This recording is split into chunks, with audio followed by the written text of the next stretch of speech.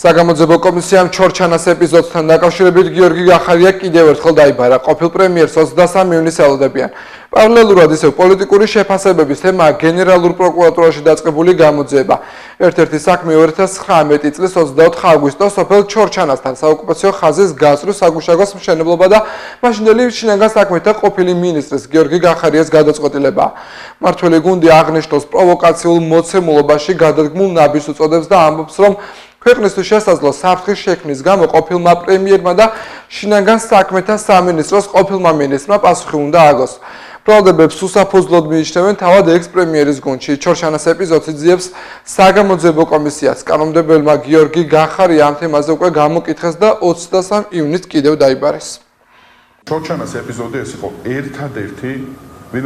ერთადერთი მოვლენა საქართველოს ისტორიაში, როდესაც სამხედრო ესკალაციის გარეშე მოხდა ქვეყნის ტერიტორიული ინტერესების დაცვა. ამის უკან ეს პროცესი, რაც წარმოებს გნებავთ პროკურატურის მხრიდან, გნებავთ საგამოძიებო კომისიის მხრიდან, ეს სხვა არაფერია, თუ არა პოლიტიკური დევნა გიორგი გახარიას წინააღმდეგ. მე ვერ გეტყვით, რას ხარშავს ოცნება, ფაქტია რაღაცას ხარშავენ.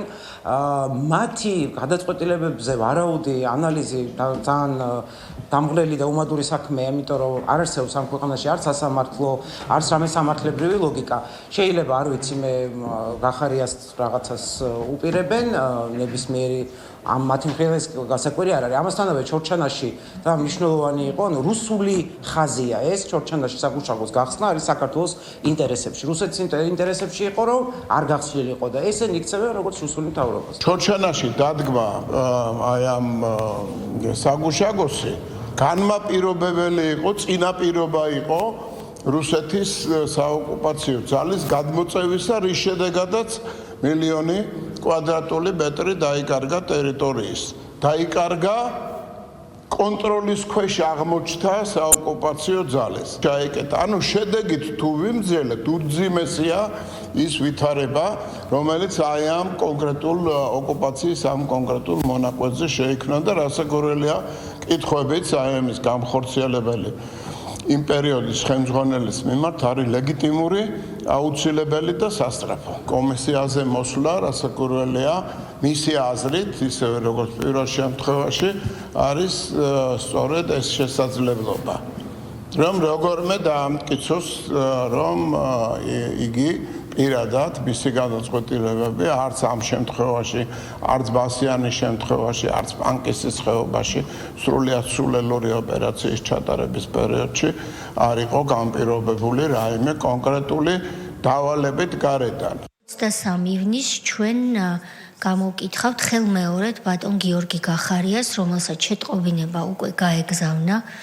ეს პროცედურა შეტყობინების ნაწილობრივ უკვე არის დასრულებული, თუმცა გრძელდება კანონით გათვალისწინებული წესის ზედმიწევნითა და სრულყოფილად დაცვის მიზნით და მე დიდი იმედი მაქვს, რომ ბატონი გიორგი დამატებით გამოკითხვაზე გამოცხადდება იმისათვის, რომ ჩვენ გავაგრძელოთ ჩორჩანის წაღლის და სხვა იმ სოფლების თემაზე საუბარი, სადაც მან გვითხრა, რომ არც ერთი სანტიმეტრი ტერიტორიის მისი ამ გადაწყვეტილებით, რომელიც საგუშაგოს განთავსებას შეეხებოდა, ოკუპირებული არ ყოფილაო, თბილისის ცენტრალურ ხელისუფლებას არ დაუკარგავს კონტროლია და ჩვენ მოვისმინეთ წაღლის მაცხოვრებლის ახსნა განმარტება წინა კვირაში, სადაც მან თქვა, რომ მთელი ტყე დაკარგა ქვეყანამ და დაიკავა ოკუპანტმა სახელმწიფომ და რუსეთი უფრო მეტად შემოვიდა ქართულ ტერიტორიაზე, ვიდრე მანამდე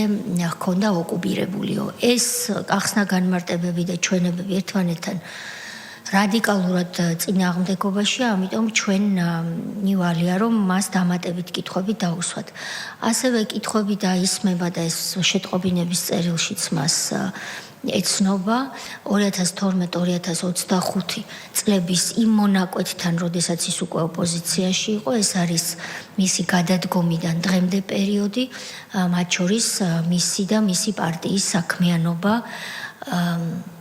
საერთაშორისო ასპარეზზე და საერთაშორისო პარტნიორებთან. სხდომას 19-ში გააგრძელებს და დახურავს მთავრობის ადმინისტრაციის ყოფილი უფროსი ბატონი გიორგი ჭოლაძე, რომელიც 20 ივნისის აქციის დაშლაზე ისაუბრებს, ვინაიდან ის გიორგი კახარიასთან მაშინდელ შინაგან საქმეთა მინისტრთან ერთად იმყოფებოდა პარლამენტის შენობაში, იმ ოთახში, სადაც ბატონი გიორგი კახარია იმყოფებოდა და საიდანაც ის გასცემდა ბრძანებებს.